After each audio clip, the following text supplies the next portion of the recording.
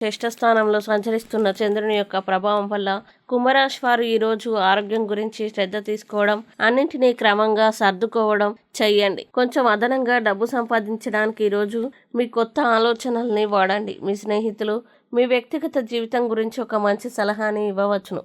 అలాగే మీరు మీ ప్రియమైన వారితో బయటికి వెళ్ళి సరదాగా గడపాలి అనుకుంటే మీరు మీ వస్త్రధారణ పట్ల జాగ్రత్త వహించండి. లేనిచో మీ ప్రియమైన వారి కోపానికి గురవుతారు. ఇంకా ఈరోజు మీకు ఎన్నెన్నో సాధించే శక్తి ఉంది. ఎదురొచ్చిన అవకాశాలని అందిపుచ్చుకొని ముందుకు సాగిపోండి. అలాగే మీరు ఈరోజు వయస్సు రీత్యా కుటుంబంలోని పెద్దవారితో సమయం గడుపుతారు. జీవితంలో ఉండే చిక్కుల గురించి అర్థం చేసుకుంటారు.